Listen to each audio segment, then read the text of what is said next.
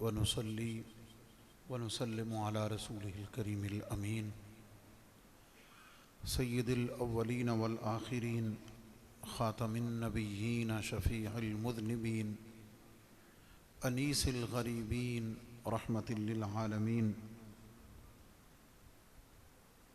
سيدنا ومولانا وملجانا ومأوانا وحبيبنا وشفيعنا وطبيبنا وطبيب قلوبنا محمد الرسول رب العالمين وعلى آله وأصحابه وأزواجه وأهل بيته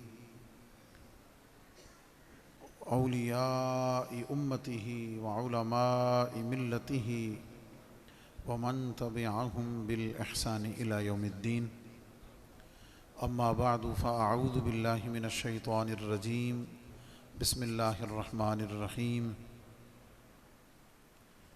ألا إن أولياء الله لا خوف عليهم ولا هم يحزنون الذين آمنوا وكانوا يتقون لهم البشرى في الحياة الدنيا وفي الآخرة لا تبديل لكلمات الله ذلك هو الفوز العظيم صدق الله العظيم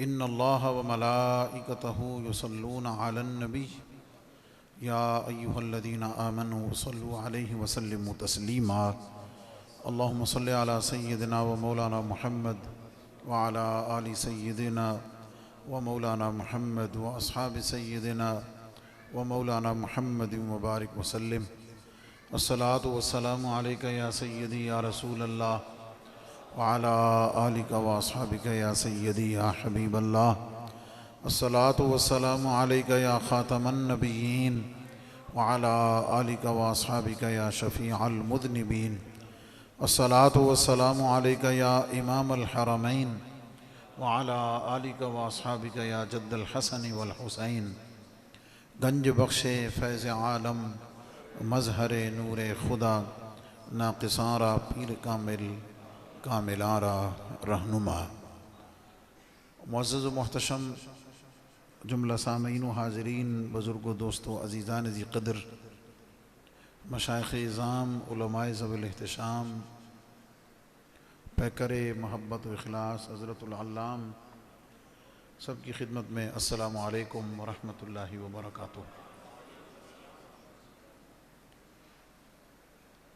آج کی یہ عظیم الشان کانفرنس فیضان اولیاء کانفرنس کے عنوان سے انعقاد پذیر ہے۔ محترم نقیب محفل نے جس محبت کے ساتھ اور خوبصورت الفاظ کے انتخاب کے ساتھ عزت افزائی فرمائی، اللہ تعالیٰ ان کے علم و فضل میں گفتگو اور اخلاص میں اور برکت عطا فرمائے، اور بڑے کھلے ویژن کے ساتھ انہوں نے حضرات خلفائے راشدین کی عظمت و شان کو اہل سنت و جماعت کی معروف ترتیب کے مطابق پوری ہمت کے ساتھ ان کی شان میں نذرانہ عقیدت پیش کیا۔ میں خراج تحسین پیش کرتا ہوں اور اللہ سے دعا کرتا ہوں کہ اللہ تعالی ہم سب کو اہل سنت و جماعت کے ہی سچے سچے عقیدے پر استقامت عطا فرمائے اور اسی پر ہم سب کا خاتمہ فرمائے۔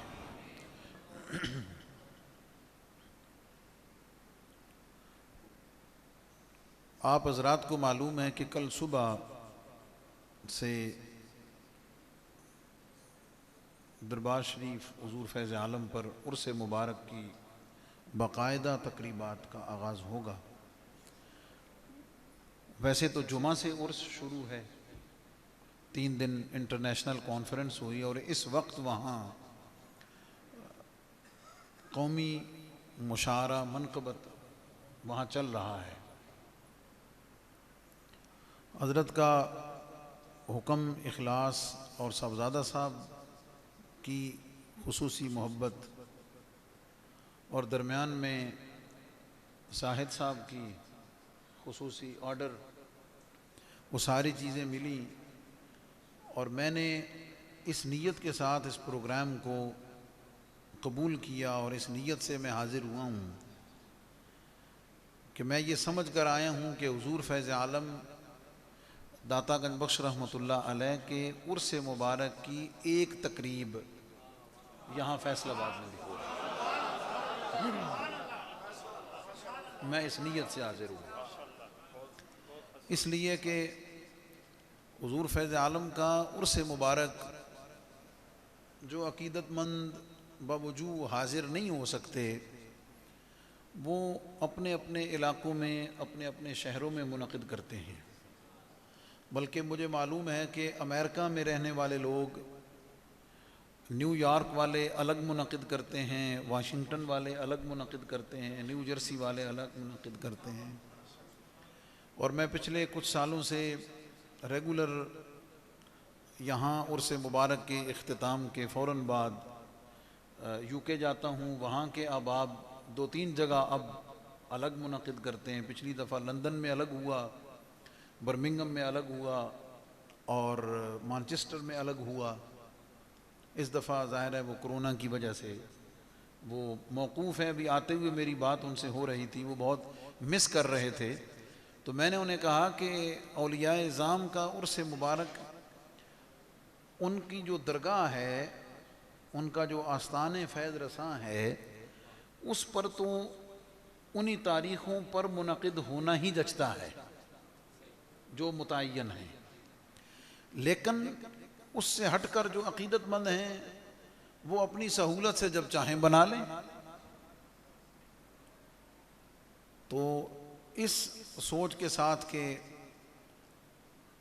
فیصل آباد میں یہ حضور فیض عالم کے عرس مبارک کی ایک نشست ہے جسے حضرت نے منعقد کرنے کا، اگرچہ اس کا عنوان عمومی ہے، تمام اولیاء اعظام خاص طور پر اس ماہ سفر میں جن مقتدر اولیاء اعظام نے پردہ فرمایا، رحلت فرمائی، وہ حضرت شاہ سلیمان توسوی رحمۃ اللہ تعالیٰ علیہ ہیں، حضور پیر سیال لجپال غریب نواز ہیں، حضرت پیر میر علی شاہ صاحب رحمۃ اللہ تعالیٰ علیہ ہیں، حضرت پیر نصیر الدین نصیر گولڑوی رحمۃ اللہ تعالیٰ، اور بھی بہت سارے نام ہیں اس میں، اعلیٰ حضرت عظیم المرتبت رحمۃ اللہ تعالیٰ علیہ کی عظیم المرتبت ذات ہے۔ تو اگرچہ اس کا عنوان عمومی ہے، لیکن میں جس بارگاہ سے خادم اور نمائندہ بن کے آیا ہوں، میں کچھ باتیں تو عمومی عرض کروں گا اور پھر کچھ باتیں حضور فیض عالم داتا گنج بخش رحمۃ اللہ علیہ کے حوالے سے عرض کر کے اپنا حصہ ڈالوں گا، اور جیسے مجھے حکم ملا ہے میں اپنے وقت مقررہ میں ہی اپنی بات کو مکمل کرنے کی اللہ کی توفیق سے کوشش کروں گا۔ ولی، جس کی جمع ہے اولیاء، یہ ایک ڈگری ہے، روحانیت کی ایک ڈگری ہے جو اللہ رب العزت کی بارگاہ سے اپنے خاص بندوں کو اوارڈڈ ہے۔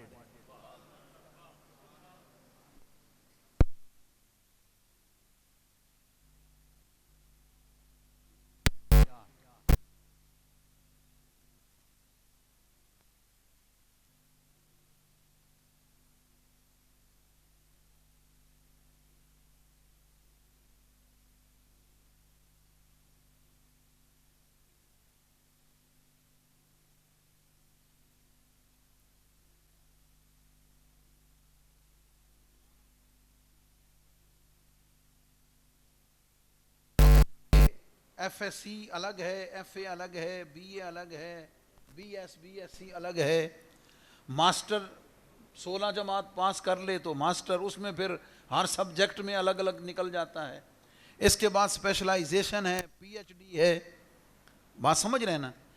بالکل اسی طرح یہ آپ کے سمجھانے کے لیے میں نے عرض کیا ہے کہ بندہ مومن ایک ہے عام مومن، مجھ جیسے گناہگار، آپ نیک لوگ ہیں، ایک ہے عام مومن۔ عام مومن سے مراد کون ہے؟ کہ جو میں اس بات کو عرض کرتے ہوئے حدیث قدسی میرے پیش نظر ہے، اس کو سامنے رکھ کے میں بات عرض کر رہا ہوں۔ ایک ہے عام مومن جس نے اپنے آپ کو فرائض تک محصور اور بند رکھا ہوا ہے، فرائض تک، اور حدیث قدسی کی روشنی میں کہ وہ جو قرب کی منزل ہے، ولایت کی منزل ہے، اللہ رب العزت کی محبت کے مراتب ہیں، وہ فرضوں کے بعد شروع ہوتے ہیں۔ لا یزال عبدی یتقرب الی بالنوافل، اس کو سامنے رکھتے ہوئے میں عرض کر رہا ہوں۔ کیا مطلب کہ جو یہ کانسیپٹ بھی کلیئر کر لیں، اور ظاہر ہے ہم جس عظیم جگہ پر ہیں ان چیزوں کو بتانا اور آپ تک پہنچانا بھی ہمارا فرض ہے۔ جہاں تک فرائض کا تعلق ہے، فرائض سے مراد 5 وقت کی نماز، رمضان المبارک کے فرض روزے، استطاعت ہونے پر حج، صاحب نصاب ہونے پر زکوٰۃ، یہ تو فرض ہے نا جناب۔ جو بندہ ان فرائض پر کاربند ہے، اہل اللہ کی نظر میں وہ عام مومن ہے۔ وہ جو تصوف روحانیت کا سلیبس ہے، وہ جو روحانیت اور تصوف کی درسگاہ ہے، یونیورسٹی ہے، اس میں اگر ایڈمیشن لینا ہو تو جیسے اگر آپ نے کالج میں ایڈمیشن لینا ہے تو آپ کو میٹرک پاس ہونا ضروری ہے، پھر آپ کالج کے ایڈمیشن کے لیے اپیئر ہو سکتے ہیں۔ اگر آپ نے ایم اے کرنا ہے تو آپ کو بیچلر ڈگری ہولڈر ہونا ضروری ہے۔ بات سمجھ گئے؟ تو بالکل اسی طرح سمجھ لیں کہ ولایت کی اس انسٹیٹیوشنز میں ایڈمیشن کے لیے، ولایت کے اس دائرے میں انٹر ہونے کے لیے فرائض کا کاربند ہونا ضروری ہے۔ کچھ باتیں شاید نہیں ہوں، لیکن وہ نئی آپ کے لیے ضرور ہوں گی، کیونکہ ہماری نظروں کے سامنے ان چیزوں کے سٹینڈرڈز، معیارات مختلف ہو گئے ہیں۔ ہم اس کی روشنی میں چیزوں کو پرکھتے دیکھتے ہیں، اور میں جو عرض کر رہا ہوں وہ اپنے ناقص علم قرآن و سنت سے جو میں نے سمجھا ہے وہ میں امانت داری سے عرض کر رہا ہوں۔ تو جو فرائض پر کاربند نہیں ہے وہ تو ابھی عام مومن کے درجے میں بھی پورا نہیں ہے، وہ تو ابھی جو ایک عام لیول ہے ایمان کا اور مومن کا، ابھی تو وہ اس کے تقاضوں کو پورا نہیں کر رہا ہے۔ اس پر میں بطور دلیل ایک بات عرض کرتا ہوں۔ حضور فیض عالم داتا گنج بخش رحمۃ اللہ تعالی علیہ، آپ ارشاد فرماتے ہیں کہ میں ایک شیخ کی مجلس میں مسجد کے اندر بیٹھا ہوا تھا، انہوں نے خاص مجلس لگائی ہوئی تھی، اہل نظر کی، اہل محبت کی، اہل اللہ کی خاص مجلس تھی۔ تو شیخ نے مجلس لگائی ہوئی تھی، واعظ درس فرما رہے تھے، تربیت فرما رہے تھے کہ ایک شخص مسجد میں داخل ہوا، اور اس نے مسجد میں داخل ہوتے ہوئے اپنا بایاں پاؤں مسجد کے اندر رکھا۔ جو میں نے آپ کے سامنے کانسیپٹ رکھا ہے اس پر دلیل اور اس کے لیول کو ذرا سمجھنے کی کوشش کریں۔ مسجد میں داخل ہوا اور اس نے دایاں پاؤں اندر رکھنے کی بجائے اس نے بایاں پاؤں اندر رکھا، اور بایاں پاؤں اندر رکھنے کے بعد چلتا ہوا ہماری مجلس میں اس نے بیٹھنے کے لیے پر تولے کہ میں اس مجلس میں بیٹھوں۔ تو شیخ نے کہا کہ پیچھے ہٹ جا، پیچھے ہٹ جا، تو ہماری مجلس میں بیٹھنے کے قابل نہیں ہے، تو ہماری محفل میں بیٹھنے کا اہل نہیں ہے۔ سمجھدار تھا، برا نہیں منایا۔ عرض کرنے لگا حضور اگر میری کوتاہی مجھے بتا دی جائے تو شاید میں اسے درست کر لوں۔ انہوں نے کہا گھر میں جب داخل ہوتے ہیں تو گھر میں داخل ہونے کے کچھ آداب ہیں، مجلس میں بیٹھنا ہو تو مجلس کے کچھ آداب ہیں. تو اللہ کے گھر میں داخل ہوا ہے, تجھے تو گھر میں داخل ہونے کا ادب معلوم نہیں ہے, تجھے گھر سے کیا ملے گا؟ اب اس بات کو سننے کے بعد اب آپ کو جو میں عرض کرنا چاہتا ہوں کہ مسجد میں داخل ہوتے ہوئے دایاں پاؤں اندر رکھنا یہ سنت مصطفیٰ کریم صلی اللہ علیہ وسلم ہے. کیا مطلب؟ فرض نہیں ہے. میں اس سینیریو میں بات کہ فرض نہیں ہے, سنت ہے نبی پاک علیہ السلام کی. تو اہل اللہ اصحاب نظر جس مجلس میں بیٹھے تھے, جس نے ایک سنت ترک کر دی, جس نے ایک مصطفیٰ کریم صلی اللہ علیہ وسلم کی ایک سنت ترک کر دی, وہ اہل اللہ کی مجلس میں بیٹھنے کے قابل نہیں ہے. تو جڑا فرض ہی نہیں پڑتا. میں کہنا کیا چاہتا ہوں, حضور فیض عالم داتا گنج بخش رحمۃ اللہ علیہ نے تصوف کی بات کی کشف المعجوب میں, اس میں مختلف اقوال لائے. حضرت کے پیش نظر ہے اہل اللہ اس کو مختلف اس کے اندر جو ڈیفرنٹ اسکول آف تھاٹ ہیں ان کو ڈسکس کیا ہے کہ تصوف کو فلاں نے یہ کہا ہے, فلاں صوفی نے تصوف کی ڈیفینیشن یہ کی ہے. کسی نے کہا کہ صوف کا لباس پہن لینا تصوف ہے, صوفی وہ ہے. کسی نے صفا سے لیا کہ جو قلب کو صاف کر لے. کسی نے مخصوص اوراد و وظائف کا نام کہا. آپ اس کا نتیجہ نکالتے ہیں کہ تصوف جو ہے وہ نہ رسم کا نام ہے نہ پڑھنے پڑھانے کا نام ہے. تصوف جو ہے نہ تو کسی خاص لباس کا نام ہے, نہ کسی خاص شکل بنانے کا نام ہے, نہ کسی خاص حلیے میں اپنے آپ کو ڈھال لینے کا نام ہے, نہ ہی بیٹھ کر لیکچرز دینے پڑھنے پڑھانے کا نام ہے. آپ فرماتے تصوف و روحانیت و ولایت تو صرف اور صرف عمل کرنے کا نام ہے. تو ہم نے معیارات اپنے اپنے بنا لیے. شعر تو ہم سب بڑا جھوم کے پڑھتے ہیں, جس کی ہر ہر ادا سنت مصطفیٰ, جس کی ہر ہر ادا سنت مصطفیٰ. ایسے پیرے طریقت پہ لاکھوں سلام, ایسے پیرے طریقت پہ لاکھوں سلام. تو اگر اس کو کہا جائے کہ تو جس پیر کے دامن سے لپٹا ہوا ہے کبھی اس معیار پہ اس کو بھی چیک کر لے, کیوں نہ کریں. دعویٰ تو یہ ہے کہ ایسے پیرے طریقت پہ لاکھوں سلام. تو جو اس طریقے پر ہے ہی نہیں, جو فرض کا تارک ہے اور وہ مسند ارشاد پر ہے یا مسند ولایت پر بیٹھنے کا دعوے دار ہے, وہ سب کچھ ہو سکتا ہے. میں نہیں کچھ, میں بڑی معذرت کے ساتھ میں تو بڑا عاجز بڑا مسکین سا بندہ ہوں جناب. میں کوئی ایسا فتویٰ کوئی ایسی بات نہیں کر سکتا. وہ سب کچھ ہو سکتا ہے, وہ سب کچھ ہو سکتا ہے. لیکن ہم نے جو قرآن و سنت سے جو اخذ کیا ہے, جو حضور فیض عالم کے فیض سے اخذ کیا ہے, وہ سب کچھ ہو سکتا ہے, ولی نہیں ہو سکتا.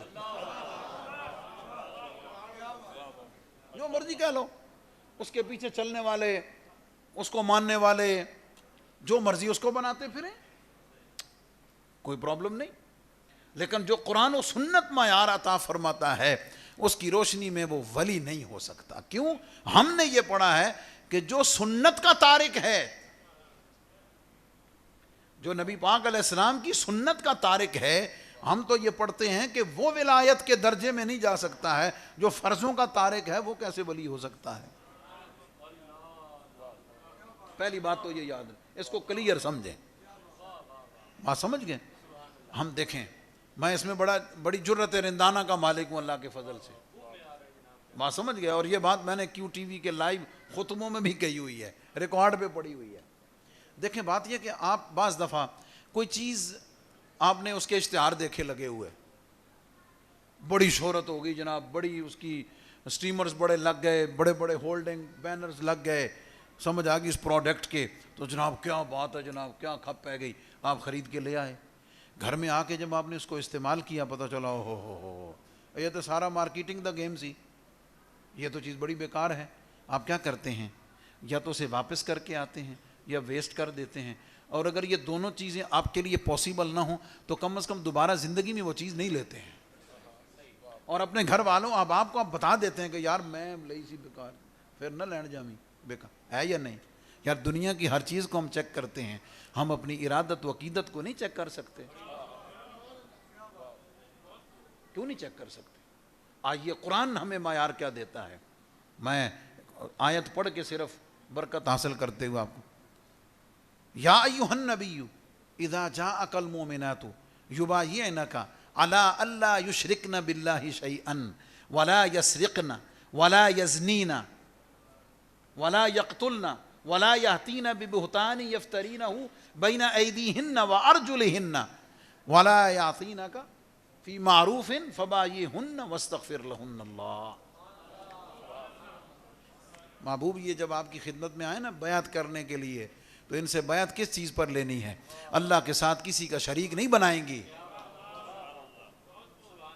چوری نہیں کریں گی، بدکاری نہیں کریں گی، کوئی گناہ نہیں کریں گی، اور اللہ کے کسی حکم کی نافرمانی نہیں کریں گی. اگر یہ مان جان، اگر یہ ایگری کر لیں، فبایعہن، حضور ان کی بیعت لے لینا، ان کو اپنی دامن کرم سے وابستہ کر لیں، اور جب یہ آ جائیں تو پھر واستغفر لہن اللہ. پھر محبوب یہ ماننا ان کا کام ہے. پھر تیرے ہاتھ میں ہاتھ جب وہ دے دیں، مطلب عورتوں سے جو معروف طریقہ، کپڑا رکھ کے کپڑے کے ساتھ، پانی کے اندر پیالے کے ساتھ، یا عصا. حضور علیہ السلام نے، سید عائشہ صدیقہ رضی اللہ تعالی عنہا فرماتی ہیں، حضور علیہ السلام نے زندگی بھر کسی غیر محرم عورت کو ہاتھ نہیں لگایا، ٹچ نہیں کیا. اور آپ نے یہ بھی حدیث پاک میں فرمایا کہ غیر محرم عورت تیرے جسم کو ٹچ کر کے گزرے، اس سے کہیں بہتر ہے کہ تیرا جسم آرے سے چیر دیا جائے. اور میرے شیخ کریم نائب شیخ الاسلام والمسلمین حضرت امیر شریعت نے وصیت نصیحت فرمائی، آپ کو اگر یاد ہوگی سنی ہوگی. وہ میں دنیا دی ہر دھی بہن، ہر عورت نو جو غیر محرم ہے، یا اپنی دھی سمجھنا، یا اپنی بہن سمجھنا، تو یا اپنی ماں سمجھنا. میں نے ایک ایگزامپل دیا آپ کو. واپس چلیں، جو نصاب ہے، جو اس فرضوں پہ کاربند نہیں ہے، وہ تو ولایت کے اس انسٹیٹیوشنز میں وہ ایڈمیشن بھی نہیں اس کو مل سکتا، وہ فارم ہی نہیں فل کر سکتا، پر کر سکتا اس ولایت کے اس مکتب میں. اگر فرائض جدوں بنیادی چیزیں ٹھیک ہو گئی نا جناب. حضرت بابا فرید الدین مسعود گنج شکر رحمۃ اللہ تعالیٰ علیہ، آپ ان کے احوال اٹھا کر دیتے، جو بھی ان کی خدمت میں آتا آپ اسے سب سے کہتے چل بھائی اس پارا پڑھتے، الف با تو شروع کر، قاعدہ پڑھاتے. حضرت نظام الدین محبوب الہی جب تشریف لائے نا، تو اس وقت وہ بحاث تھے، بہت بڑے عالم تھے. ٹیسٹ لیا، فرمایا نظام یہ سارا تو نے پڑھا ہوا تو ہے، لیکن مجھ سے پڑھے گا نا جب، تو قرآن پڑھ کے آیا ہے، لیکن جب قرآن تو مجھ فرید سے پڑھے گا نا، پھر میرے پڑھانے کا منظر بھی کچھ اور ہوگا، تیرے پڑھنے کا منظر بھی کچھ اور ہوگا.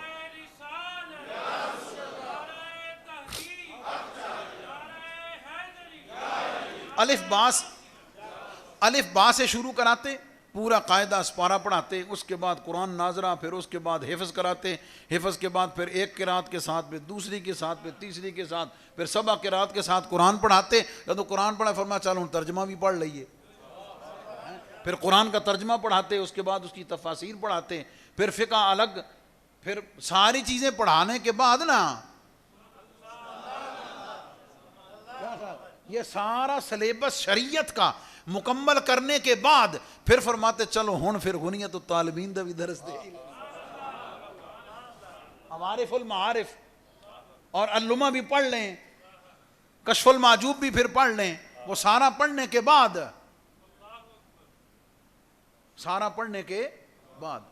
میں اس پر ایک بڑی لطیف بات اپنی فکر میں کے اوپر بطور دلیل عرض کر رہا ہوں، اس کو بطور دلیل عرض کر رہا ہوں، اور مجھے امید ہے کہ آپ اسے قبول فرمائیں گے. حضور سیدنا غوث اعظم جیلانی رضی اللہ تعالیٰ عنہ، میں تفصیلی احوال میں نہیں جاتا، آپ مادرزاد ولی ہیں، آپ نے ذکر علماء سے سنا، پیدائشی ولی ہیں، اور پیدائشی ولی ایسے ہیں کہ جن کی ولایت کی شہرت کم از کم ان کے اپنے محلے اپنے حلقہ احباب میں دودھ پیتے زمانے میں ہو گئی تھی،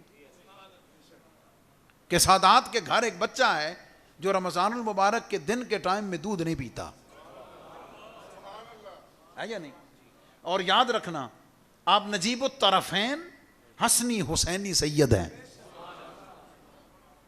دو فضیلتیں ہو گئی، مادرزاد ولی اور ولی بھی ایسا کہ جس کی ولایت لوگوں کو پتہ چل گئی، ٹھیک۔ نمبر دو حسنی حسینی سید، یہ کتنا بڑا اعزاز ہے، سبحان اللہ، بات سمجھ، صرف اتنا ہی ہونا۔ اچھا یہ دونوں باتیں موجود ہیں۔ تیسرا، آپ سے پوچھا گیا کہ حضور آپ کو خود کب پتا چلا تھا کہ آپ اللہ کے ولی ہیں؟ آپ کو خود کب پتا چلا کہ آپ اللہ کے ولی ہیں؟ آپ فرماتے ہیں کہ میری عمر 6 سال تھی، یا ایک جگہ 8 سال، فرماتے ہیں 6 یا 8 سال تھی، میں گیلان میں اپنے گھر کی چھت پہ چڑھا۔ جب میں گھر کی چھت پہ چڑھا تو یوم عرفہ تھا، 9 ذو الحجہ کا دن تھا۔ فرماتے ہیں کہ میں گھر کی چھت پہ پڑا، جب اوپر چڑھا تو میں نے نظر دوڑائی تو گیلان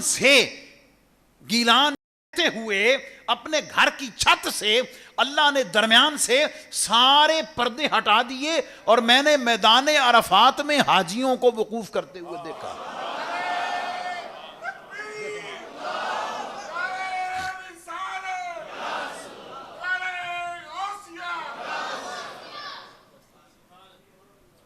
غور کریں نا، فرماتے ہیں اس وقت جب میں نے ان حجاج کی زیارت کی تو میرے دماغ میں آیا کہ اللہ کا مجھ پر فضل ہے یا نہیں؟ تین چیزیں ہو گئیں۔ اچھا پھر اپنے شہر میں متداول جتنے علوم تھے سارے پڑھ لیے، لیکن فرماتے ہیں کہ دل میں علم حاصل کرنے کا جو شوق تھا وہ ایک آگ کی طرح میرے دل میں ابلتا تھا کہ میں اور پڑھوں۔ فرماتے ہیں جب بغداد جانے والے جب قافلے جاتے تھے نا اس میں لوگ، تو میں گھر کے دروازے پہ حسرت سے بیٹھ کے دیکھتا تھا کہ مجھے ماں میری اجازت دے دے تو میں بھی ان کے ساتھ چلا جاؤں، میں بھی جا کے پڑھوں۔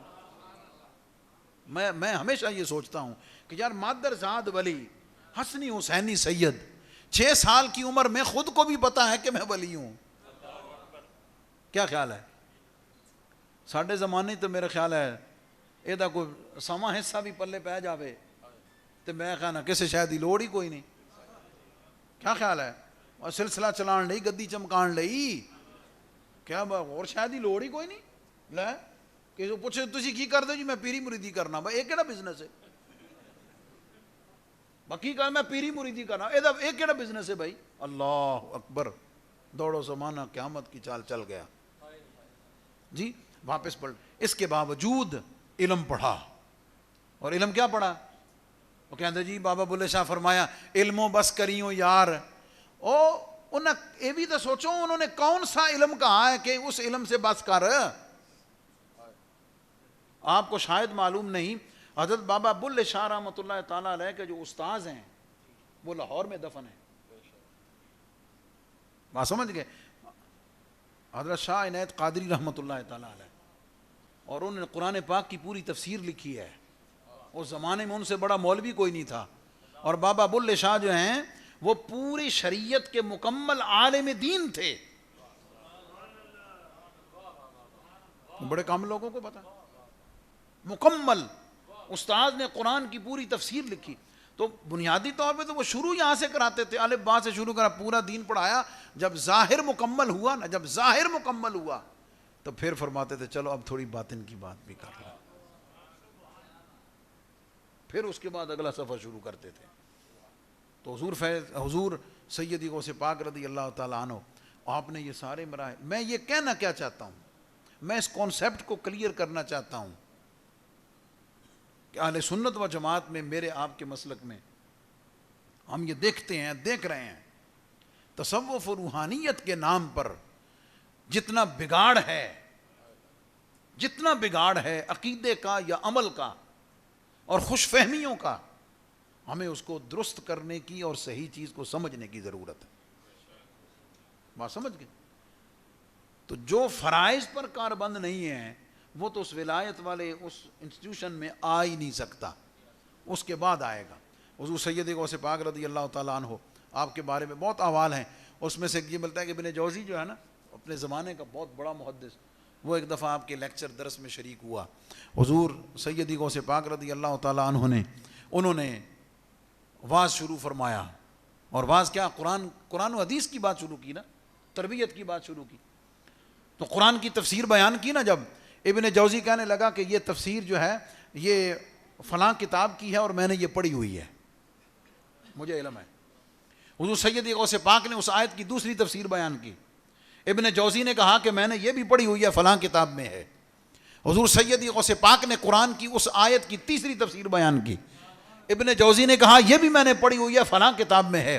حضور سید غوث پاک نے قرآن پاک کی اس ایک آیت کی 11 تفسیریں بیان کی، 11 کی 11 سن کر ابن جوزی نے کہا کہ یہ 11 کی 11 میں نے پڑھی ہوئی ہیں۔ جب 12ویں تفسیر بیان کی تو ابن جوزی چپ ہو گیا، اس نے کہا میں نے نہیں پتا کیڑی کتاب ہے۔ پھر اس ایک آیت کی 40 تفسیریں، قرآن کی ایک آیت کی 40 تفسیریں حضور سید غوث پاک نے بیان فرمائی، اور ابن جوزی جیسا انگلیاں کاٹ رہا تھا بیٹھا ہوا وقت کا محدث، اور جب 40 تفسیریں بیان کر لی نا، اس کے بعد حضور سید غوث پاک نے فرمایا کہ ابھی تک تو میں نے جو بات کی ہے وہ قال کی ہے، ابھی تک جو میں نے بات کی ہے وہ الفاظ کی ہے، اب میں کچھ بات کر لیتا ہوں حال کی، اب میں کچھ بات کرتا ہوں حال۔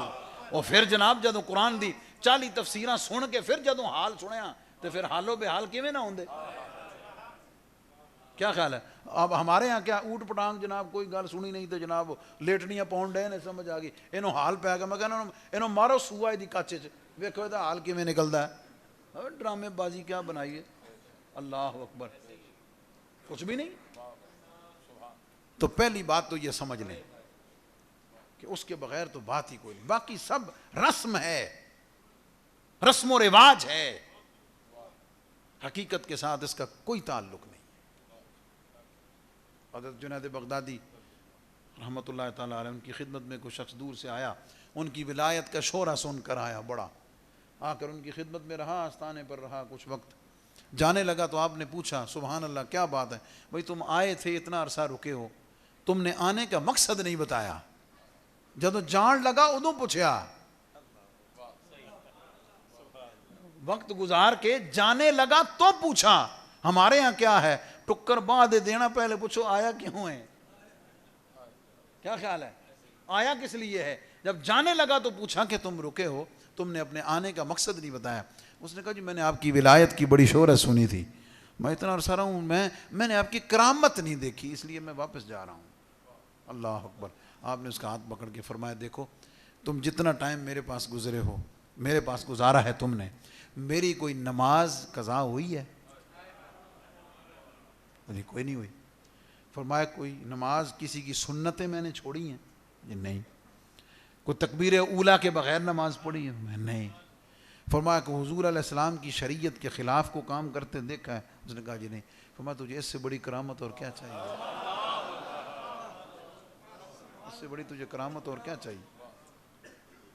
حضور سیدی فیض عالم داتا گنج بخش رحمۃ اللہ تعالیٰ علیہ، آپ نے کشف المعجوب میں جس تصوف کو بیان کیا ہے وہ تصوف وہی ہے جو ایک ہاتھ میں قرآن دوسرے ہاتھ میں حضور کی سنت ہے۔ جب یہ دونوں ہتھیار آپ کے پاس ہیں تو پھر وہی ولایت ہے، وہی طریقت ہے، وہی سارا کچھ ہے۔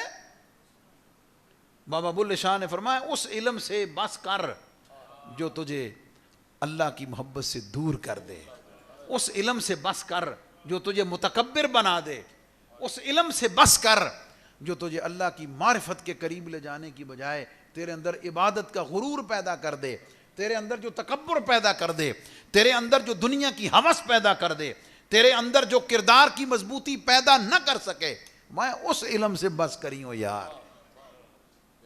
ورنہ اسی قرآن و سنت پر اخلاص سے عمل کرنے کا نام ہی ولایت ہے۔ اور حضور کے حدیث پاک صلی اللہ علیہ وسلم آپ فرماتے ہیں میری امت کے بے شمار اولیاء ایسے ہیں جنہیں معلوم ہی نہیں کہ وہ اللہ کے ولی ہیں۔ کیا خیال؟ اچھا میں نے اس پر غور کیا کہ انہیں معلوم کیوں نہیں کرایا گیا؟ انہیں کیوں نہیں اس بات کا علم کیوں نہیں دیا گیا؟ کہیں ایسا نہ ہو کہ ان کو جب اس کا علم ہو جائے تو کہیں اس علم آنے کے بعد کہیں وہ اپنے آپ کو متکبر، مغرور یا اس حوالے سے غافل قائل نہ کر لیں. اس لیے وہ اپنی اس دھن میں عبادت و ریاضت اور اللہ کی اس جو عبادت و ریاضت کی لذت ہے اس میں لگے رہیں. تو پہلی بات جو میں نے جملہ عرض کیا وہ یہ ہے کہ ولایت ایک ڈگری ہے جو اس خاص لیول پر اپنی ایجوکیشن کمپلیٹ کرنے کے بعد پھر اگلے اس انسٹیٹیوشن میں ایڈمیشن ملتا ہے، پھر اس میں آدمی داخلہ لیتا ہے، پھر اس کے بعد آگے جاتا ہے. اور آپ سمجھ رہے ہوں گے خود ہی کہ پرائمری لیول کے ٹیچر اور ہوتے ہیں، انہیں کبھی بھی مڈل سکول میں اپوائنٹ نہیں کیا جاتا ہے. جو مڈل سکول والے ٹیچر ہیں ان کو کبھی میٹرک کی کلاس نہیں دی جاتی ہے. کیا خیال ہے؟ اور جو آرٹس پڑھانے والا ہے اسے کبھی سائنس کا سبجیکٹ نہیں دیا جاتا ہے یا نہیں؟ اسی طرح آپ آگے چلتے چلے جائیں ایگزامپلز میں. تو بات یہ ہے کہ یہ جو تصوف کے ٹاپکس ہیں نا جناب، ہوس کیسے ختم ہوگی، ہرس کیسے ختم ہوگی، لالچ کیسے ختم ہوگا، جھوٹ کیسے ختم ہوگا، دنیا کی ہرس و ہوس کیسے ختم ہوگی، بدنگاہی سے کیسے محفوظ رہے گا، علم و عمل میں اخلاص کیسے آئے گا، عاجزی انکساری کیسے پیدا ہوگی، اپنے آپ کو چھپانا کیسے آئے گا، سب کچھ ہوتے ہوئے اپنی ذات کی نفی کیسے کی جائے گی. وہ کوئی نہ کوئی آئیڈیل چاہیے نا کہ جو یہ سارا سکھا بھی سکے، پڑھا بھی سکے اور اپنے عمل سے اپنے عمل کے ساتھ بتا بھی سکے. میں بڑی دلچسپ بات عرض کرتا ہوں.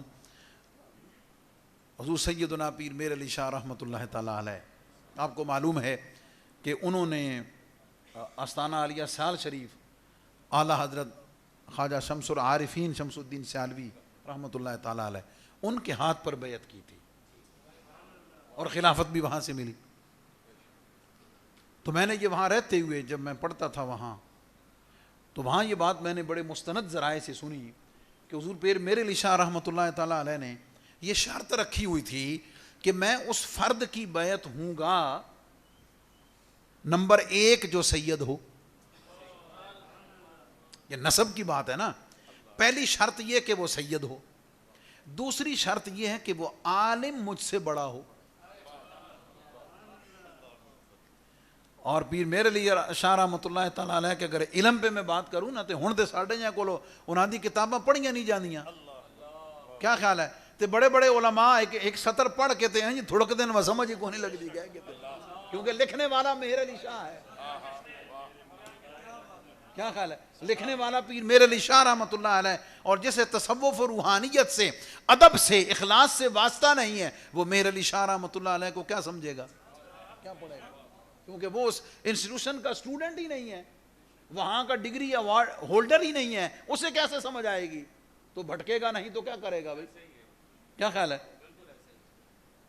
تو فرمایا میں اس کی بیعت کروں گا جو عالم بھی مجھ سے بڑا ہو، اور تیسری شرط یہ تھی کہ وہ سونا بھی میرے نال چوکھا ہو، خوبصورت بھی مجھ سے زیادہ ہو. اب آپ خود دیکھ لیں اس معیار کو ڈھونڈنے کے لیے حضور سیدنا میر علی شاہ رحمۃ اللہ علیہ کہاں کہاں گئے ہوں گے. کیا خیال ہے؟ ایک بات یاد رکھنا، اور یہ بڑی دلچسپ بات ہے، میں آپ کی دعائیں لینے کے لیے یہ بات آپ سے شیئر کرنے لگا ہوں. چوکی بھاگٹ میں نا کانفرنس تھی، شیخ الاسلام کانفرنس، حضور امیر شریعت رحمۃ اللہ تعالیٰ علیہ ان کی صدارت میں تھی. تو ظاہر ہے ان کے سامنے بات کرنا ایک بڑی ہمت جرت کا کام ہے، تو بہت کم کبھی دشواری ہوتی ہے. لیکن جب میں شیخ الاسلام کانفرنس میں حاضر ہوتا تھا تو میں یعنی 2 دن پہلے ہی سوچنا شروع کر دیتا تھا کہ یار میں اتنے گل کیڑی کرنی، وہاں میں نے بات کیا کرنی ہے، عرض کیا کرنا ہے. وہاں میں نے اور یہ سوال اور جواب اور یہ ساری بات میرے اس موضوع سے ریلیونٹ ہے، اس کو سمجھنے کی کوشش کریں. میں نے عرض یہ کیا، میں نے کہا جی کہ ہماری معلومات میں یہ ہے کہ آستانہ عالیہ سیال شریف جو ہے اسے منفرد اعزاز ہے کہ کثرت سے سادات کرام جو ہیں وہ آستانہ عالیہ سیال شریف سے منسلک ہیں، بہت زیادہ، اور علماء بھی بڑی کثرت کے ساتھ آستانہ عالیہ سیال شریف سے منسلک ہیں. تو میں نے اپنے طور پر یہ سوچا، پھر میں نے استغاثہ کیا پھر خیرات مانگی کہ مجھے اس کا جواب عطا ہو جائے، تو کرم ہوا مجھے اس کا جواب عطا ہوا۔ جواب مجھے کیا عطا ہوا؟ وہ میں جو بات کرنے لگا ہوں سید والی، کہ جو سید ہوتا ہے حضور کی آل سے ہوتا ہے، تو حضور کی آل سے ہونا، اللہ اکبر سبحان اللہ، کوئی معمولی بات ہے؟ اسے اپنی اس حضور علیہ الصلوۃ والسلام کی آل سے ہونے پر فخر ہوتا ہے، بات سمجھ گئے؟ اسے مان ہوتا ہے، اسے اس نسب پر گھمنڈ ہے، غرور ہے، اور یہ وہ گھمنڈ ہے کہ جو جائز ہے، جائز ہے، کیا خیال ہے؟ اسے حق پہنچتا ہے کہ وہ اس پہ ناز کرے، اسے حق پہنچتا ہے کہ وہ بتائے کہ میں حضور کی آل سے ہوں، اس کو حق ہے، کیونکہ اللہ نے اسے چنا ہوا ہے۔ اور دوسرے کا حق ہے کہ جب وہ یہ نام سن لے تو ہاتھ باندھ کے جناب بابا جی، ادب تو یہی ہے۔ اب سید جو ہے حضور کی جو آل سے شہزادہ ہے، وہ کسی کے آگے نہیں جھکتا، اسے جھکنا چاہیے بھی نہیں، لیکن وہ اپنی ارادت و عقیدت کو کہاں جھکا دیتا ہے؟ جب وہ یہ دیکھتا ہے نا کہ اس نے میری نسبت کا احترام کیا ہے،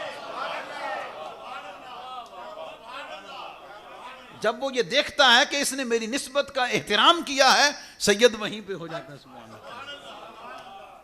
اسے کبھی بھی آپ کسی بھی چیز پہ جھکا نہیں سکتے۔ یہ جھکانا بھی میں سمجھانے کے لیے کہہ رہا ہوں، ادب کے خلاف ہے۔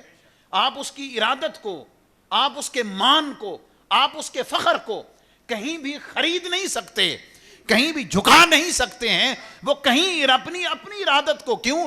ہر ایک اس سے ارادت رکھتا ہے، وہ اپنی ارادت کو کہاں پیش کرے گا؟ جہاں وہ دیکھے گا کہ اس کی نسبت کا احترام ہوا، وہ وہیں جھکے گا۔ تو میں نے کہا کہ ہمارے بزرگوں کو، حضور پیر سیال غریب نواز کو یہ اعزاز حاصل ہے کہ سادات کا جو ادب، سید اور سادات کا جو ادب اور احترام آستانہ عالیہ سیال شریف پہ ہوا ہے، دنیا میں کوئی نہیں پیش کر سکتا، کوئی نہیں پیش کر سکتا۔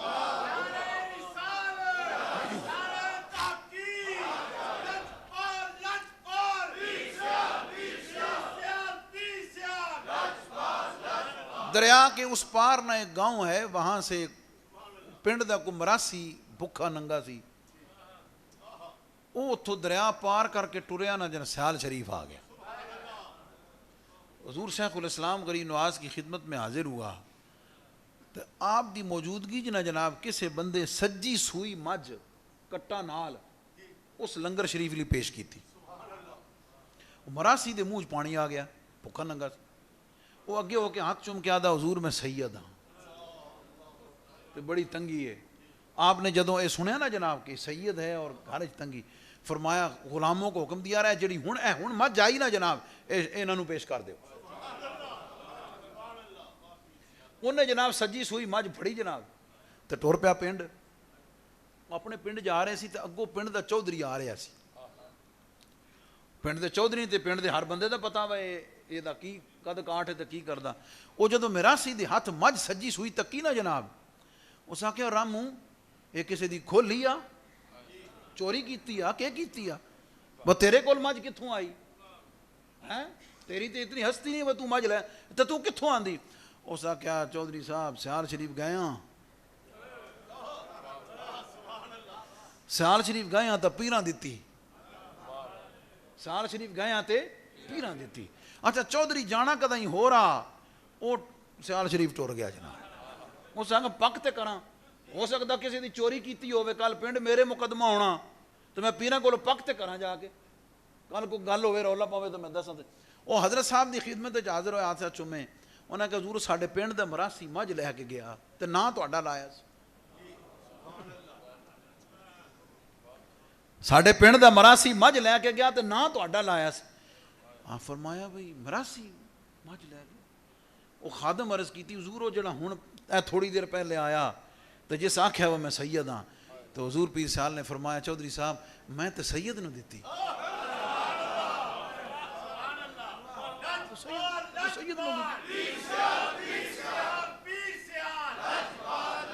واپس نہیں، فرمایا میں تو سید نو دیتی۔ کیا مطلب؟ مطلب اس نسبت کا احترام، نام کی نسبت کا احترام اتنا ہے. میں ایسے اگلی بات آپ کو بتاؤں، پیر سید خضر شاہ صاحب رحمۃ اللہ تعالیٰ علیہ منڈی بہاؤالدین والے، آپ کے خلفاء میں سے ہیں. وہ اپنے بیٹے کو لے کر آئے بیعت کرانے کے لیے. جب بیعت کرانے کے لیے لائے نا جناب، تو حضور پیر سیال نے پتہ کہ میں بیعت کیتا، میں سید کا ادب بتا رہا ہوں آپ کو. آپ نے بیعت کیسے فرمایا؟ وہ سید صاحب پیر خضر شاہ صاحب جو ہیں وہ آپ کے خلیفہ اور مرید ہیں. خلیفے اور مرید کے بیٹے کو بیعت کر رہے ہیں. اور بیعت کیسے کیا؟ ان کا پاؤں پکڑ لیا، پاؤں پکڑ لیا.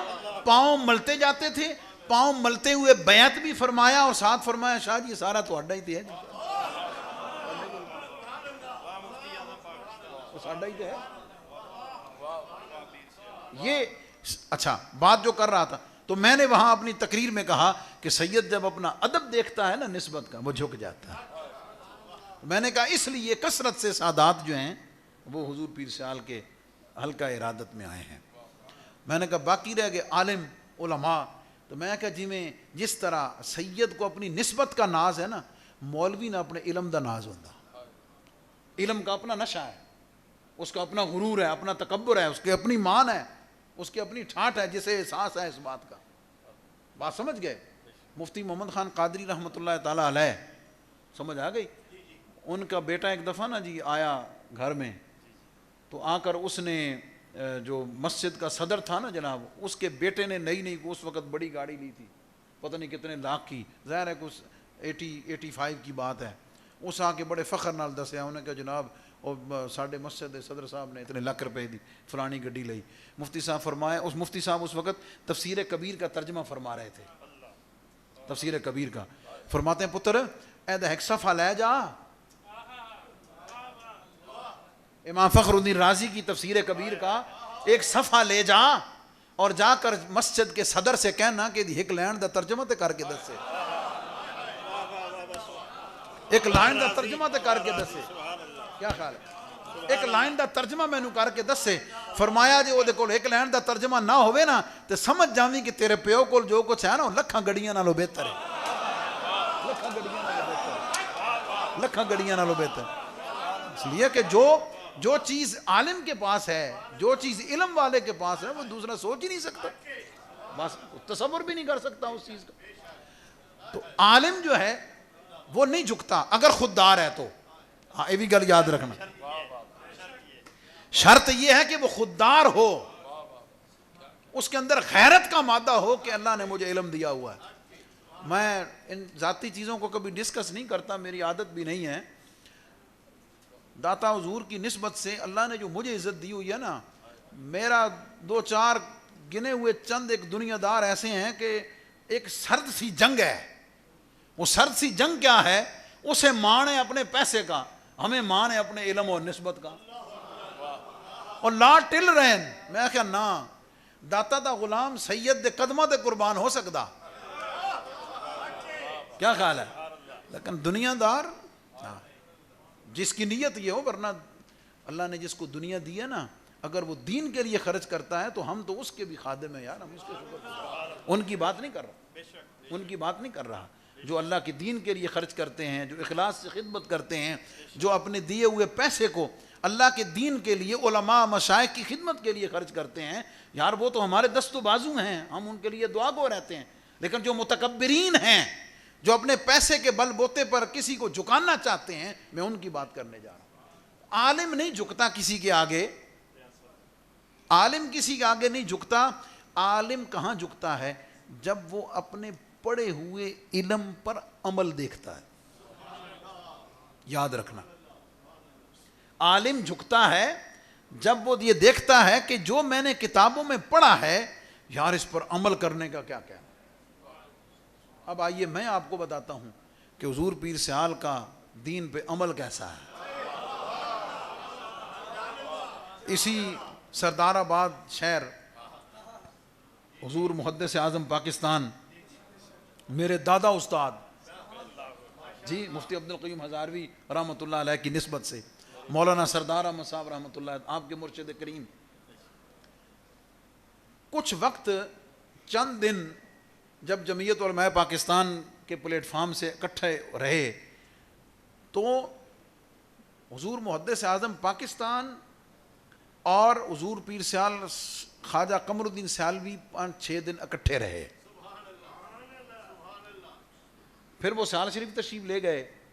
حضور محدث اعظم پاکستان جب حدیث پاک پڑھانے کے لیے مسند تدریس پر بیٹھے تو ایک شاگرد نے پوچھا کہ حضور آپ سیال شریف والے پیروں کے ساتھ رہے ہیں تو کچھ بتائیں ان کے بارے میں. اب یہ جو بات کرنے لگا ہے نا یہ کوئی عام بندہ نہیں ہے, یہ بات کرنے والا ان کا مرید بھی نہیں ہے, ان کا خلیفہ بھی نہیں ہے, ہم اثر ہے نا, اپنا لیول ہے. آپ فرماتے ہیں کہ میں ابھی تک ان سے ملنے سے پہلے میرا کانسیپٹ یہ تھا کہ قرآن و حدیث پر جو عمل بریلی میں ہوا ہے کہیں نہیں ہوا, جو عمل بریلی میں ہوا کہیں نہیں ہوا. لیکن خواجہ قمر الدین سیالوی سے ملنے کے بعد پتا چلا ہے کہ جو عمل قمر الدین سیالوی نے حضور کی سنت پر کیا وہ کوئی نہیں کر سکتا.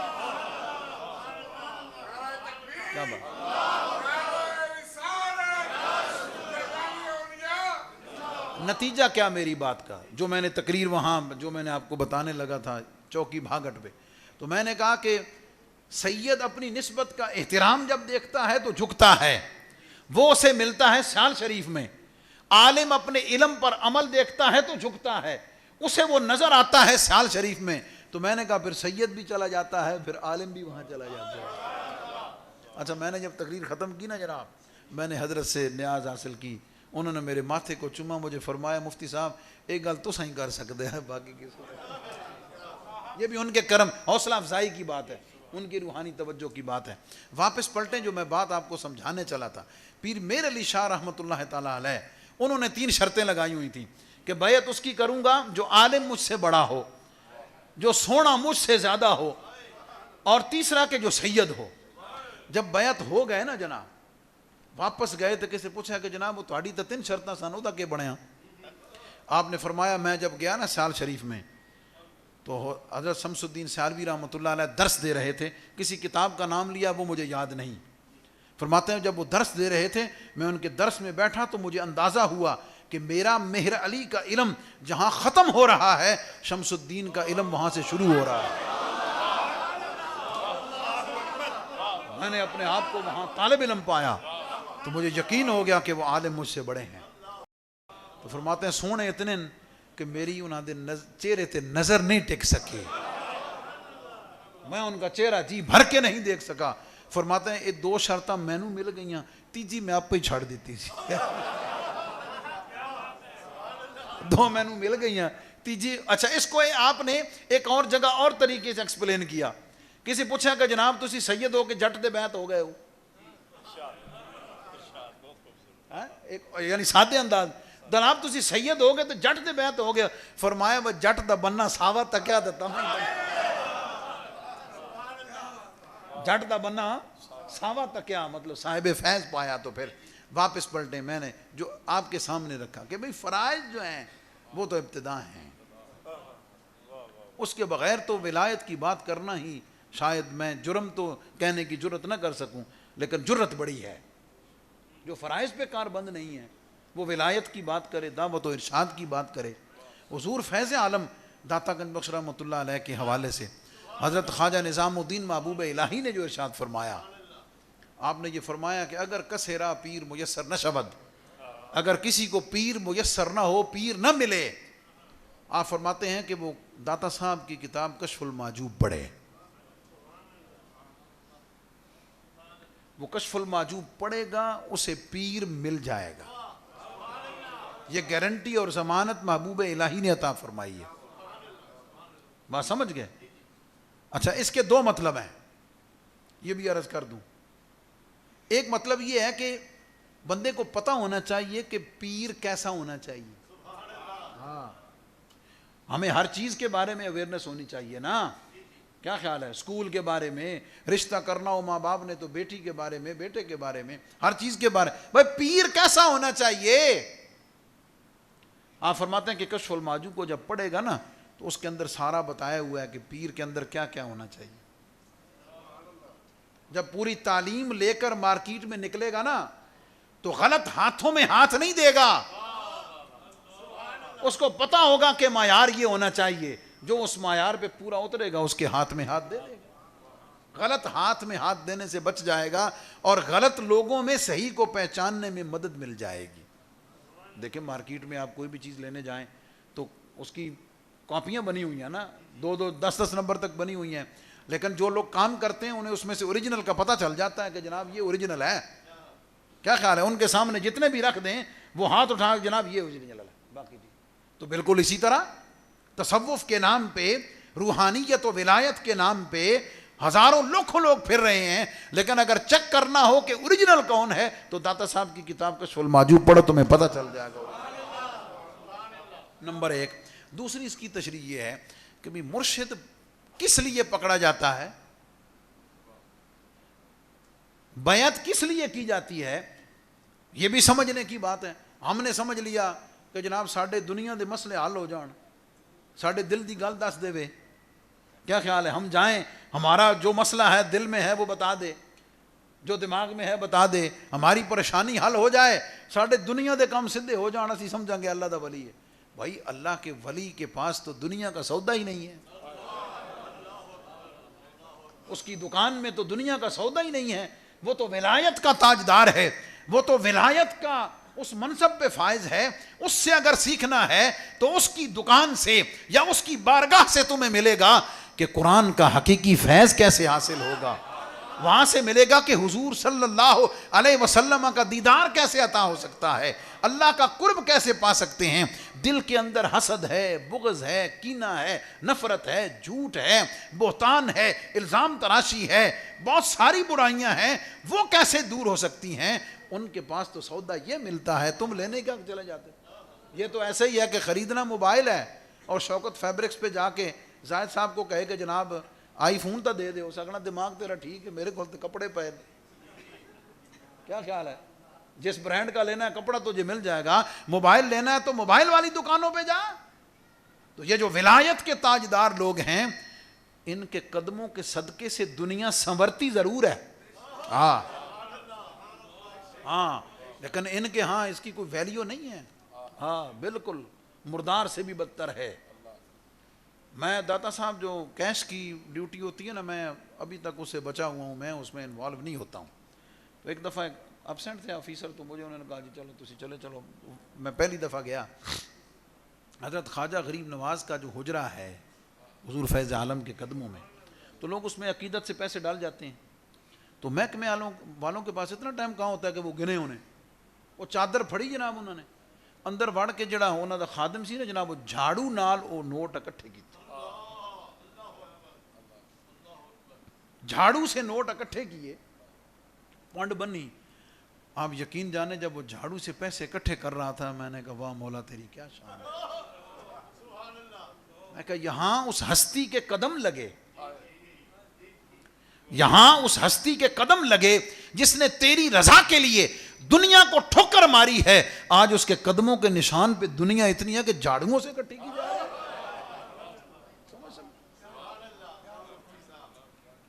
سمجھ گئے.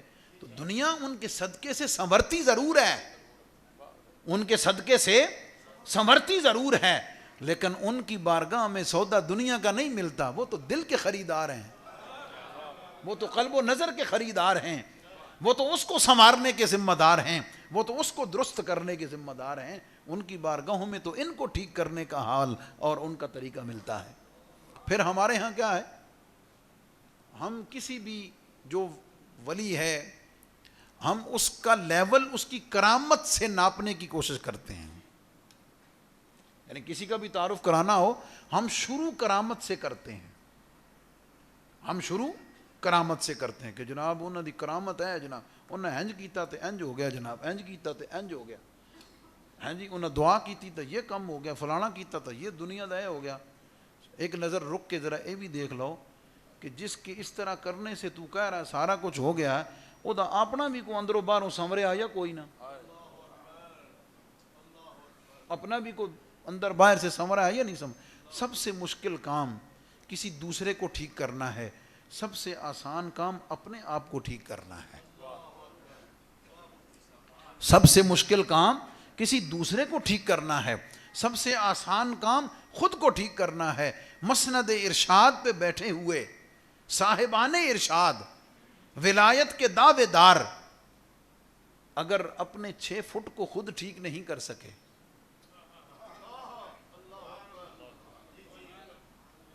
اپنے ظاہر کو ٹھیک نہیں کر سکے، باطن تو حال تو ویسے ہی اللہ جانتا ہے، ہم تو ظاہر کے مکلف ہیں۔ جو ظاہر کو ٹھیک نہ کر سکا، اس سے یہ خوش گمانی کر لینا کہ وہ تیرا باطن ٹھیک کر دے گا، کبھی نہیں ہوگا۔ یہ خوش فہمی ہے، خوش خیالی ہے، لگے رہو۔ ان ارادتوں کو ری چیک کرنے کی، ریویو کرنے کی، ری بلٹ کرنے کی ضرورت ہے۔ ارادت و عقیدت کے نام پر اگر کہیں عقیدے کا بگاڑ ہے، عمل کا بگاڑ ہے، سمجھ آ گئی۔ کئی تسی سنے ہونے جناب، تسی نماز نہیں پڑھتے، اللہ جی پیر جانے تے نماز جانے، میں کہا لا حول ولا قوت الا باللہ۔ نبی پاک علیہ الصلوۃ والسلام نے تو جس رات دنیا سے پردہ فرمایا، عشاء کی نماز حضور نے 3 دفعہ ادا فرمائی۔ غشی کی کیفیت ہوتی تھی نا آپ پر، جب اس کیفیت سے باہر تشریف لاتے تھے، ام المومنین سیدہ عائشہ رضی اللہ تعالی عنہا سے پوچھتے تھے کہ میں نے عشاء پڑھ لی، جی حضور آپ نے پڑھ لی، فرمایا میں نے پھر وضو کرا، 3 دفعہ عشاء کی نماز پڑھی۔ کیا خیال ہے؟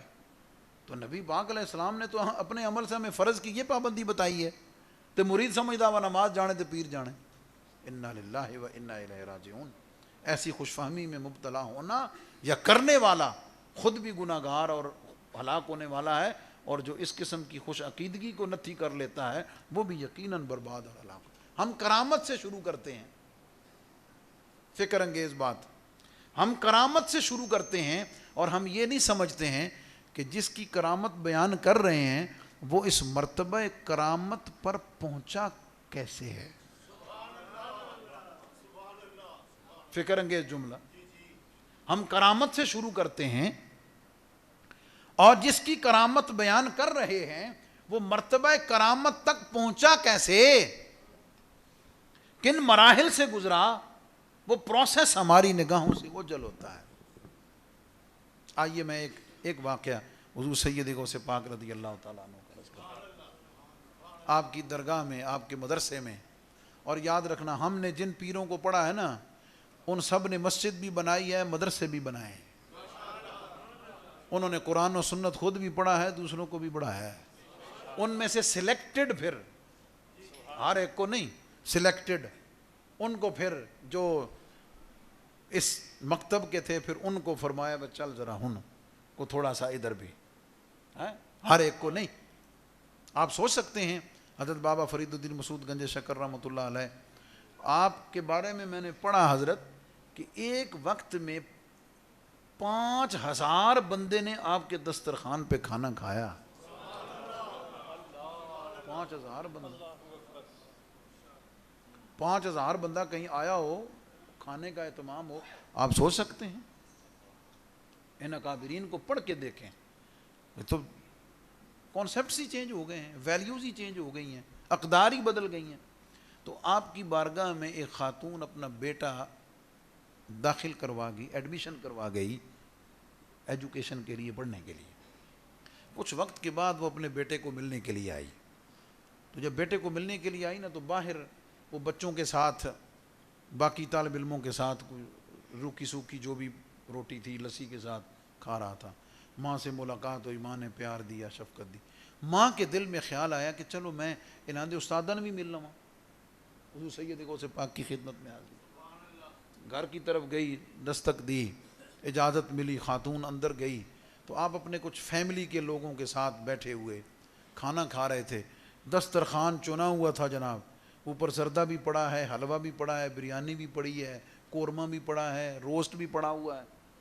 ماں تھی نا جناب، باہر اپنے پتر نے ویکھ کے آئی سی، لسی نہ روٹی کھانے ہیں سکی، تے اندر استاد نو تکیا مرغ کھا رہے ہیں، تو دل میں نا فطرتی بات ہے، دل میں یہ خیال آیا کہ لے پتر میرا باہر سکی کھاندا پیا تے استاد ہوری اندر مرغے کھاندے پے۔ جب حضور سیدی غوث پاک رضی اللہ تعالی عنہ نے ایک لمحے کے لیے سکریننگ کی نا ساری، پتہ چل گیا ماں تک کہ کی آئی تے سوچ دی کی بھئی، سامنے جو پرندہ تھا نا جناب جو بھی کھایا ہوا تو اس کی ہڈیاں پڑی تھیں. حضور سیدی غوث پاک رضی اللہ تعالیٰ عنہ نے اس کے اوپر ہاتھ پھیر کر فرمایا قم باذن اللہ. وہ دیکھتے ہی دیکھتے پرندے پہ گوشت پر چڑھا, پھر کردہ باہر نکل گئے. وہ ماں نے جب کرامت تک کی نا جناب وہ ڈر گئی. ڈر کس بات سے گئی کہ میں نے ان کے بارے میں غلط سوچا ہے, اب پتہ نہیں میرے ساتھ کیا ہوگا. میں نے ان کے بارے میں یہ بات سوچی ہے اور انہوں نے مجھے کرامت دکھا کے بتا دیا, پتہ نہیں میرے ساتھ کیا ہوگا. آپ نے فرمایا مائی سن, تیرا بیٹا جو باہر روکی سوکھی کھا رہا ہے, عبد القادر نے وہ 40 سال کھائی ہے.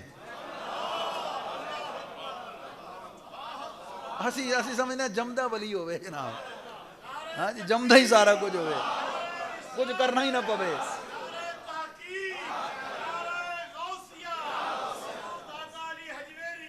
سانو کچھ کرنا ہی نہ پوے جناب. اور میں فکر انگیز جملہ بڑی جرت کے ساتھ کہنے لگا ہوں.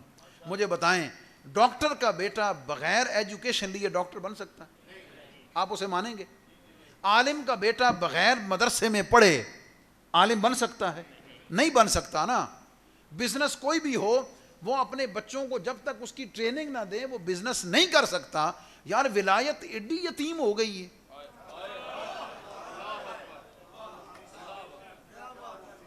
ولایت اتنی یتیم ہو گئی ہے جناب.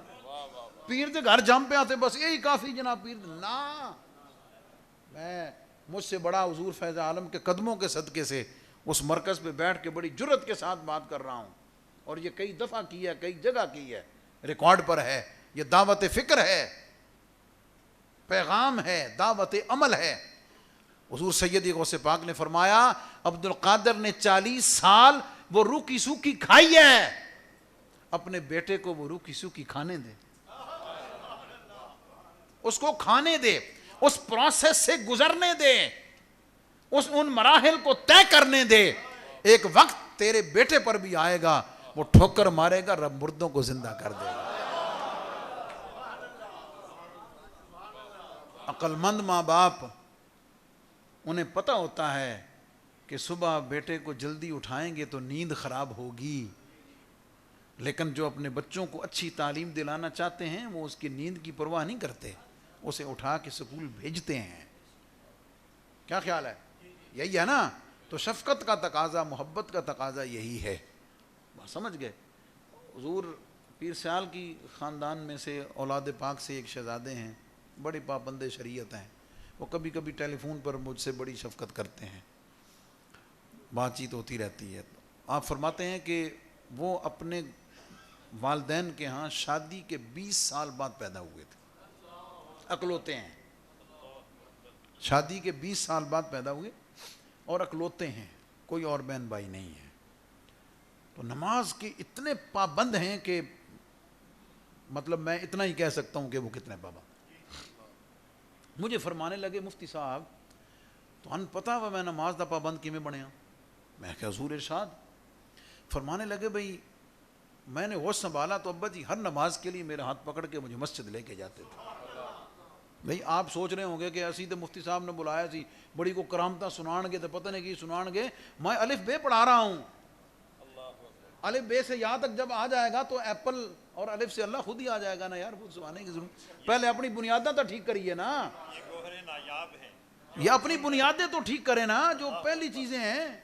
بنیاد کے بغیر بلڈنگ کیسے ہوگی؟ 5 ٹائم دی نماز بندہ پڑھتا نہیں تو تسبیح ساری رات لا کے کھلوتا, کہ لبنا کچھ بھی نہیں لبنا.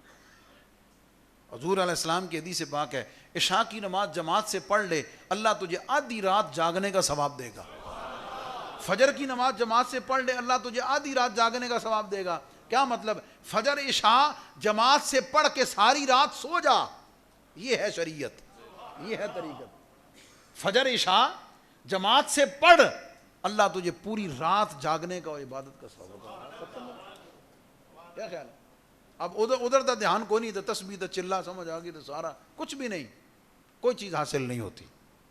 ماتمی میں اکلوتا تھا, 20 سال بعد اللہ نے دیا. ماتا جب میں نے ہوش سنبھالی تو ابا جی میں نے بس نماز دا ٹائم ہونا تو انگلی پھڑنی تو چل مسیح تھے. ماتا جب تھوڑا بڑا ہو گیا پھر میں خود بھی جانے لگ گیا. کہتے باقی 4 تو میں نے مشکل نہیں سی ہوندی, فجر ویلے نہ بڑا طبیعت ہے یار کی کہاں ایک دن میں ابا جی نے کہہ ہی دیتا ابا جی 4 تے میں پوریاں پڑھنا جماعت نال پڑھنا تے ایک دی کدی کدی معافی دے دیا کرو. لاڈلا ہے نا باپ, مطلب ایک دی معافی دے دے. آپ خود سوچیں نا کہ 20 سال بعد اللہ پتر دیتا ہوئے اور کھاندا پیندا پورا ماحول ہوئے تو کتنا لاڈلا ہونا. آپ خود سوچ لیں نا کتنا ناز و نخرا ہوگا. تو فرماتے ہوئے میں کہا بھائی کدی کدی چلو چھٹی ہوندی جمعے والے دن, ادو جمعے دی چھٹی ہوندی سی تو چلو جمعے دی فجر دی اجازت دے دے کر. ان کے والد گرامی نے کیا فرمایا, فرمانے لگے پتر مجھے تجھ سے بہت پیار ہے, تو سوچ نہیں سکتا کہ میں تجھ سے کتنی محبت کرتا ہوں اور میں نے تجھے کتنی دعاؤں سے اور کتنی مرادوں سے پایا ہے. فرماتے میں نے نماز چھوڑنے والے کے بارے میں حدیث پاک میں پڑھا ہوا ہے کہ اسے کتنا عذاب ہوگا. تربیت کا انداز دیکھیں, میں نے قرآن و حدیث میں پڑھا ہوا ہے کہ نماز چھوڑنے والے کو عذاب کتنا ہوگا. پتر میری تجھ سے محبت اتنی زیادہ ہے کہ میری محبت گوارا ہی نہیں کرتی کہ میں تجھے اس عذاب کے لیے عذاب چھوڑ دوں. میری تجھ سے محبت اتنی ہے کہ میں کیسے گوارا کر لوں کہ تو میرے جگر کا ٹکڑا ہے. مجھے پتا ہے کہ تو نماز چھوڑے گا تو تیرے لیے عذاب اور تکلیف ہے. اب میں تجھ سے محبت بھی کروں اور پھر میں اپنے ہاتھوں سے تجھے وہاں بھیج دوں, میری محبت تو گوارا نہیں کرتی. تو پتر تو میں تو تینوں جگہ کے ہی رہنا. تربیت کا انداز دیکھیں, آپ کانسیپٹ دیکھیں, سمجھانے کا انداز دیکھیں, محبت کا لیول دیکھیں. بات سمجھ گئے؟ تو ہم کرامت سے شروع کرتے ہیں اور کرامت تک پہنچنے کا جو پروسیجر ہے وہ ہماری نگاہوں سے اوجھل ہوتا ہے. اور آخری بات یہ عرض کر دوں کہ آپ سوچ رہے ہوں گے کہ جناب انج دا لب کے کتوں لے آئیے, انسان ہے نا. دیکھیں میں نہیں کہتا اس بارے میں کچھ بھی, نہ میں کو آئیڈینٹیفائی کر سکتا ہوں, نہ میں اس قابل سمجھتا ہوں. میں پتہ کی بات یہ بتانے لگا ہوں کہ جو زندہ ہیں ہمیں ان کے بارے میں تو شک ہو سکتا ہے. توجہ ہے جناب؟ ان کے بارے میں ہم کنفیوز ہو سکتے ہیں, ہمیں شک ہو سکتا ہے. لیکن جن کے مزار موجود ہیں, جنہیں دنیا ساری مانتی ہے, کیا خیال ہے؟ بابا فرید کے بارے میں تو غیر بھی کہتے ہیں کہ یہ اللہ کا سچا ولی ہے یا نہیں؟ حضور داتا علی حجویری رحمۃ اللہ علیہ کے بارے میں اپنے غیر بھی کہتے ہیں کہ یہ اللہ کے ولی ہیں. کیا مطلب؟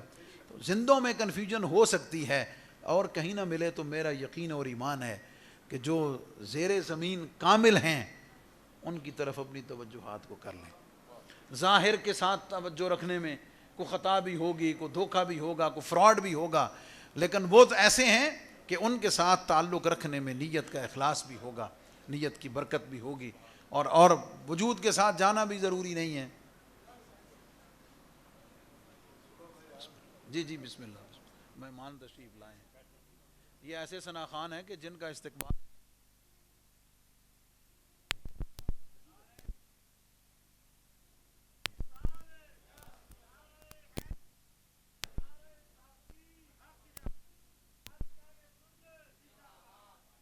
یہ لے لیں, چیئر لیں.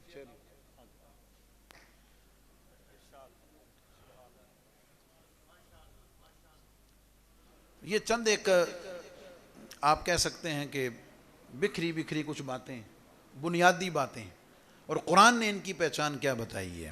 الا ان اولیاء, پہلے شان بیان کی, پہلے قرآن نے شان بیان کی کہ خبردار جو اللہ کے ولی ہیں انہیں کو خوف نہیں ہے اور نہ ہی وہ غمگین ہوں گے.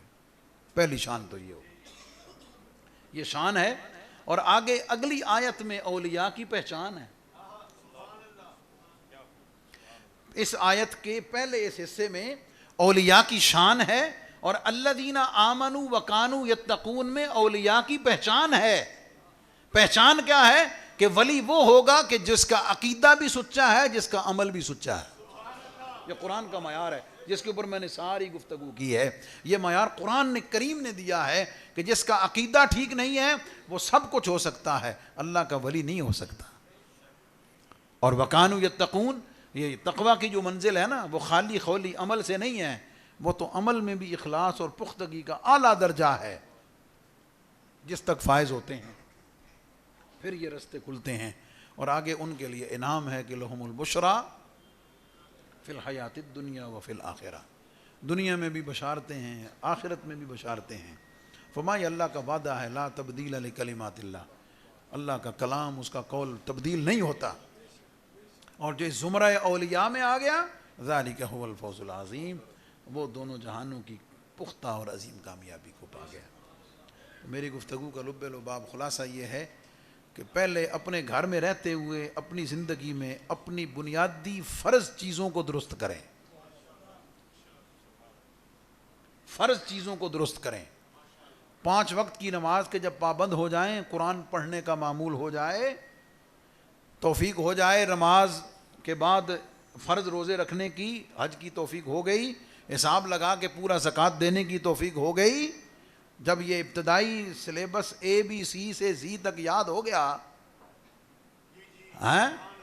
الف سے لے کے یہاں تک جب یہ پورا یاد ہو گیا نا، پھر اس کے بعد آگے چل پڑیں۔ اور میں اپنی اس میں ایڈ کر دیتا ہوں، جب ان چیزوں پہ کار بند ہو جائیں گے نا تو انشاءاللہ آپ یاد کریں گے کہ پھر ہو سکتا ہے کوئی ڈھونڈنا مشکل بھی نہ پڑے، وہاں بیٹھے ہی۔ کیوں؟ ہم تو مائل بکرم ہیں، کوئی سائل ہی نہیں، راہ دکھلائیں کسے، کوئی راہ رب منزل ہی نہیں۔ بات میں ہم اپنی جڑوں کو چھوڑ کے، بنیادوں کو چھوڑ کے باقی پوچا پوچی کی طرف لگے ہوئے ہیں، بات سمجھ گئے؟ اس سے نکل کر ان بنیادی چیزوں کو ٹھیک کرنے کی، یہاں سے ابتدا کرنے کی، یہاں سے آغاز کرنے کی ضرورت ہے۔ میں اپنے دینی طلباء مدرسے کے پڑھاتا بھی ہوں، میں انہیں ہمیشہ کہتا ہوں کہ یار 8 سال درس نظامی پڑھ کے، دین کے ماحول میں رہ کے، قال اللہ و قال الرسول پڑھ کے، صبح شام مدرسے میں رہ کے، اگر اہم الفرائض، اگر طالب علم 5 ٹائم کا پکا نمازی نہیں بنا تو پھر سوچے کہ جناب میرے جملہ کہنے سے دنیا بدل جائے گی، میں کہا کچھ نہیں ہوتا، کچھ بھی نہیں ہونا۔ یہ ابتدا ہے، آغاز ہے، یہاں سے شروع کریں گے۔ یہی ہمارے اکابرین کا طریقہ ہے، یہی اسلاف کا طریقہ ہے، یہی نبی پاک صلی اللہ علیہ وسلم کی سنت و شریعت کا اسلوب ہے۔ اللہ ہمیں اس پر عمل کرنے کی توفیق عطا فرمائے۔ وآخر دعوایا ان الحمد للہ رب العالمین۔